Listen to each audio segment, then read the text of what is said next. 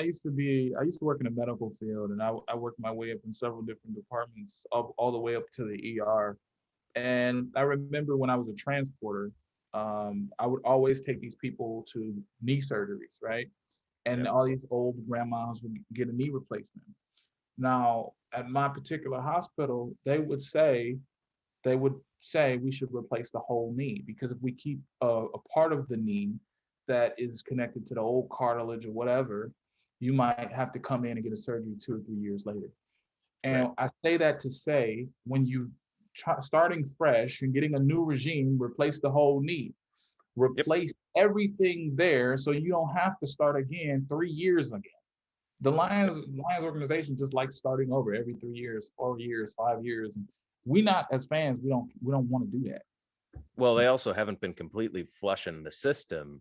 Like Exactly. when Bob Quinn took over, he made very minimal staffing changes to the scouting department. Brad Holmes just axed the whole department. Finished the draft, said, "Thanks for your service. Here's a pink slip. Pack your stuff, go home."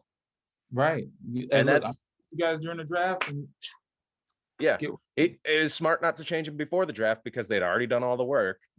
But if you're going to make this thing your own, you're going to hire your own people. You're going to hire the people that you want. And if you don't, like you said, you're leaving something for a surgery later. right. And I can understand keeping Hank Fraley. He's an experienced offensive lineman. He's a Dan Campbell guy. He played offensive line. He's a former player. He's coached up, I would say, mediocre talent in Taylor Decker into being really good. Mm, 2 pressures in as many years is pretty impressive. He does get a lot of holding calls though, but he'd rather hold than allow pressure. And I can respect that fact since our quarterback 2 years ago, or for 2 straight happy years, feet. had broken bones in his back. Happy feet. Yeah. Yeah. Yeah. But I, I I can understand the terminology you're getting at. yeah. That's what you're trying to say. He's I'm gonna say this about Stafford. I respect Stafford. Thank you for your service. But look, man, you gotta go, man. Because Yep. all the time you've been here, you've been through three regimes, man. You've been through three regimes. You've been the constant. You gotta go, man. And getting rid of him, I think the first day they knew it. We gotta get rid of this dude. We gotta get whatever value he has left. Get this dude out of town.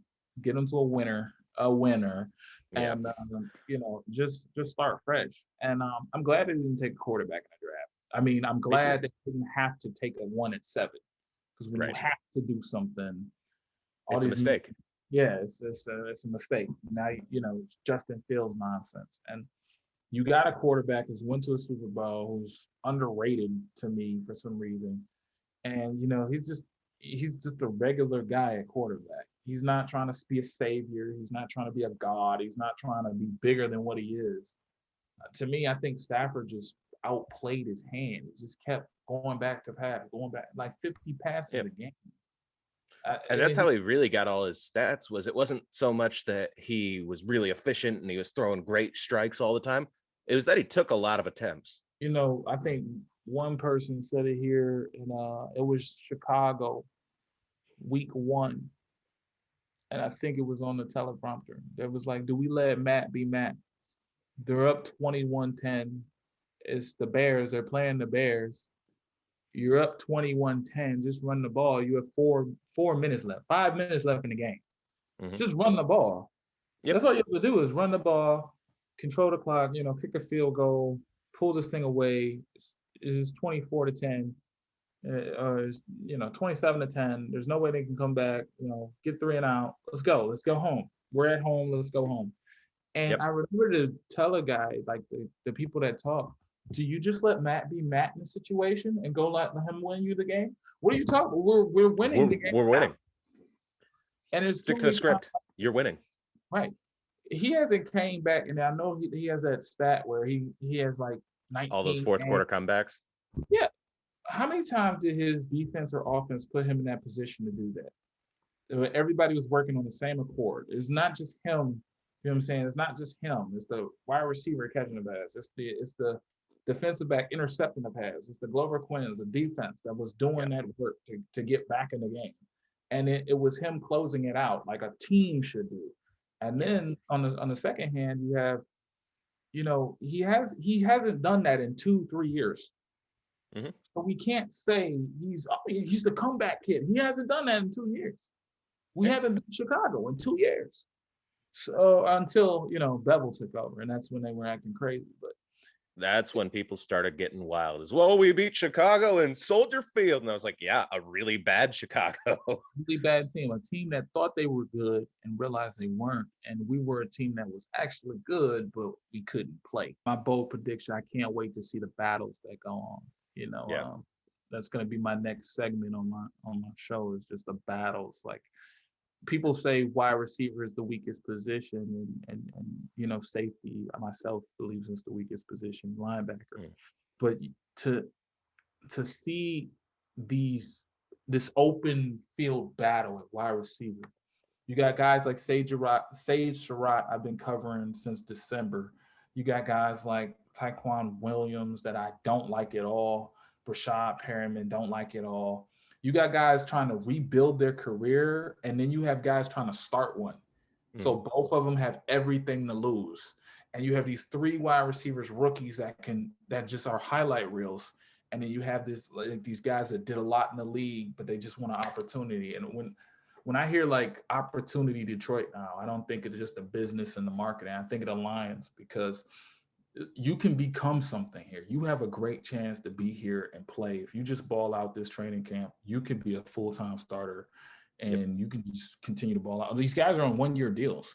No Yeah. one's promised nothing. Like, that's the best competition I've ever seen right here. Yeah, I mean, it's something that we haven't seen in a long time. We had a lot of stability at the wide receiver room, but it was a known fact that if you come to Detroit, you're behind Kenny Galladay and Marvin Jones. Now there's actual competition, and I'm Right. I'm super excited about it as well. I think Quintez Cephas, I Mhm. really really liked what he did last year. I think he's got the opportunity to get a lot of starting snaps this year because Yeah. he's got the prototypical body. He's like 6'3", 195, somewhere in that ballpark of weight, but he's the right height and he's pretty fast. Right. But I liked what he did last year. He was able to take the top off of defense sometimes. He was able to stretch the field vertically. Not the most refined route runner, but that's kind of what you get out of Wisconsin is you get slants and goes, and that's what they like. Uh, Yeah. I he's like I like him a lot. I like Quintez in the slot. He's 6'1". 6'1". Yeah, I like him in the slot, and I like the fact that he was posting some stuff with Hawkinson. I think that he was working out with Hawkinson. He wants to get his body right. When I see guys putting in extra work before the draft or whatever, February, January, that tells me that they're here to stay. That tells me that they want something. I wish that Cephas gets his shot, and I think he'll do that. But I think the person that's going to be a real surprise this year is Khalif Raymond. Khalif Raymond is going to be an amazing slot deep receiver, and I think he's going to surprise some people. He has skill set. He's played in big games. He's done well in big games. He coming from Tennessee, and he was the deep threat. If it wasn't AJ Brown, if it wasn't the other guy, he was the guy. If that had to take place, and he filled in nicely. And I think Khalif Raymond is not only is going to be a great punt returner, kick returner, I think he's going to be a secret weapon. I think that his ability, his raw speed, and having a team with speed. Look, you're a bum. You were on a team. I got to give you $1 million deal. But look, you do this 1-year deal, and you have speed. Mm-hmm. And we have a quarterback that loves speedy receivers, that loves to get the ball deep, that loves the quick hitches and all these quick routes and spread concepts. To me, that assures me that if anybody with speed is going to get open, and I think he's got the best pure speed, better than Taquan Williams and better than all those guys. I think he's going to be a receiver that's going to be a real problem for defenses, because they're going to, who is this guy? They're going to like Lance Moore him, like, who is this man? And it's Yep. going to be a consistent day, like every day. Like, people just going to have that number 14 jersey. Yeah. I guarantee it. And Sage Surratt too. I think Sage Surratt makes the team and works his way up. And He was a freak at Wake. He was a right, freak at Wake Forest. And Wake Forest didn't really, outside of Jamie Newman, who could really stretch the field, they really didn't have a whole lot of great quarterback play. That's not right. what you knew Wake Forest for. You knew him for being, I think, a Catholic school in North Carolina. Yeah. They were And the Demon Deacons. Duncan, maybe. Yeah. Yeah. We'll take that. Well, all out. I just he I, had he had contested catches every time, and people say he can't get off runs or can't get off the he can't get off the defender. yeah. I think that's a little Create bit of separation. yeah. I think that's a little bit of a misnomer. I think that college athletes are good athletes. You don't have to be an elite. I know he had to have like a 4.3 or 4.4 to get drafted. I know he had to have that to get drafted. I said that in one of my videos. But for him to elevate to a second round pick or a third round pick, he had to have like a 4.4, Yeah. like flat. And he didn't do that. But I think his ability, his game speed, and his intelligence and his blocking, I think that's what you want. I rather have, and I know I just praised Khalif Raymond for his speed and his breakaway ability, but I'd rather have a player that can contest catches. I'd rather have a player that can a big body receiver that can just create, like a Marcus Colston type that can just create space for himself. His wingspan creates space for himself. His ability to block somebody out, like what do they call it in basketball, like a box out. Boxing them out. Yeah. Yeah. I think that's that's undeniable. That's talent that you can't quantify because he's using his body, but he has the correct balance and the capability to use his body to shield the defender and still come down with the concentration for the ball. That's Calvin-esque to me. And Yep. I say that freely, but that's Calvin-esque. So I love that type of receiver. I think the battle's gonna be crazy, man.